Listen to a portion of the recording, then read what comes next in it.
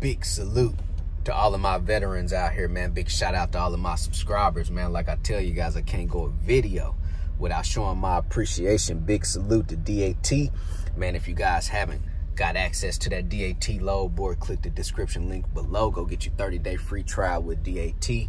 So real quick, man, let's talk about who is responsible for the freight rates for the most part out here. See, a lot of truckers out here, you guys believe, hey man, these freight brokers, man, these guys are, you know, snakes. Man, these freight brokers out here, man, these guys are criminals.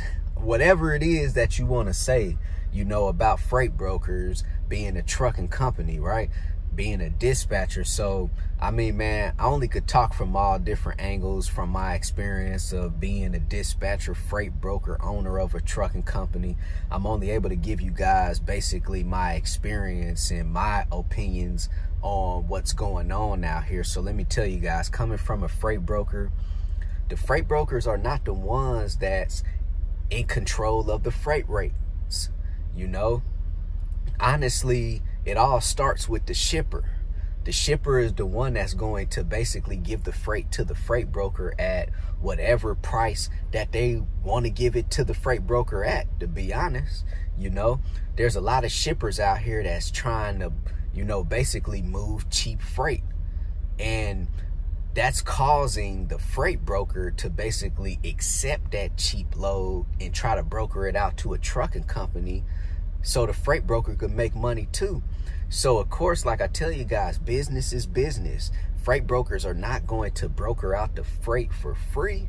You know, they're not doing this for free. Everyone in this business is trying to make money, you know.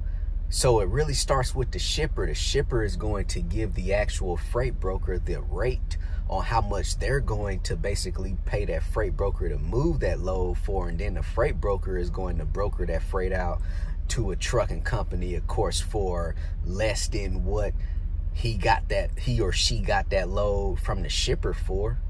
And of course, that's the only way to do it. The freight broker is not going to broker out the freight for free, right? So let me tell you guys out here, dispatchers and truckers, it's not the freight broker. Now, will you have some freight brokers out here that is trying to take too much money, you know, off the top of the load before they broker it out to the actual trucking company? Yes, you might have some freight brokers out here that is doing that. But I'm telling you, a lot of the freight brokers are just getting these loads from the shipper at whatever that shipper is willing to give them that freight for. Yes, the freight broker is trying to negotiate to perfection to make sure that the truck driver is going to be taken care of and making sure that they're able to make their money off the cut, right? You know, but sometimes these shippers are coming back to freight brokers like, instead of giving them $2,000 like the freight broker really need, they're trying to give the freight broker $1,200, you know, $1,300 to move these loads that's going to take, you know, $2,000 and $2,500.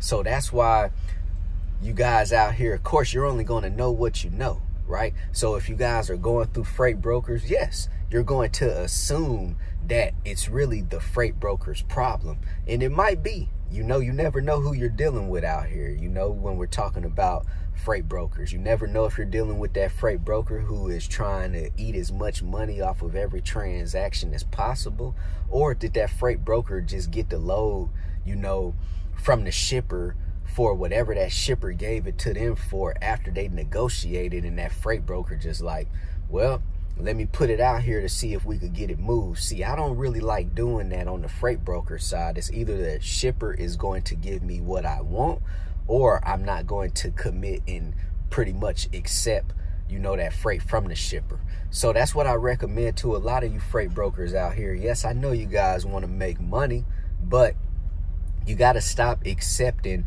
basically cheap freight from these shippers out here, because I believe that these shippers, you know, they play a big part in basically the rates, because they're the ones who really setting these rates. Yes, the freight broker is going to negotiate with these shippers, but the shipper is still going to pay what they really want to pay, you know, too.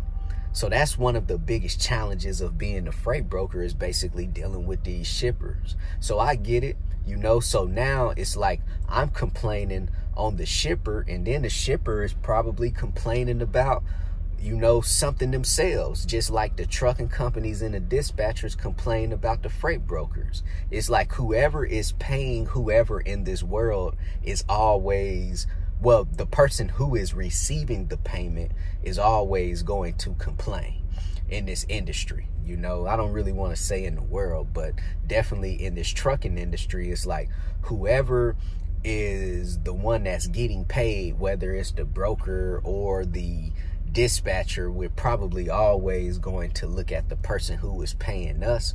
We're probably going to always look at them like they're the snake, they're the criminal, you know, or whatever, you know. So that's why I tell you guys, you have to learn how to start doing everything on your own. That's why you never hear Manny complaining about dispatchers. You will never hear Manny complain about freight brokers.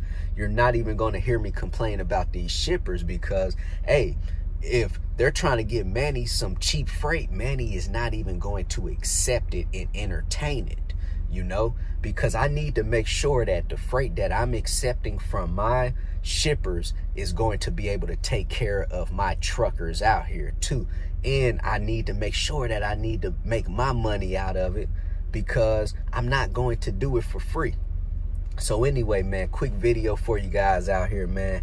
You have any questions, hit me on my text message, 317-953-8943. Go visit my website, www.extraordinarymovement.com. Go get you 30-day free trial with DAT. Go sign up with TAFS, Trans Am Financial Services, if you guys are looking for a factoring service. Also, if you guys are freight brokers looking for a factoring service, go sign up with Axle Payments. Everything in the description box below. I just had to put this out there, man, to you guys, because I hear this so often. So many truckers out here, so many dispatchers always putting the blame on freight brokers. But it's really not always the freight broker too, you know.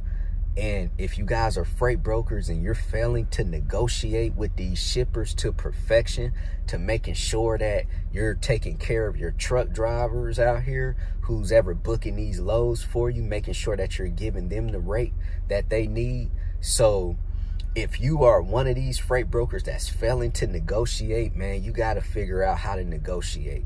You got to understand this game. You got to understand how to negotiate, so you're not lowballing yourself out here, because the day you start lowballing yourself as a freight broker is going to be the day that you start lowballing these truckers out here too. And we don't need that. We need to keep this industry going, man.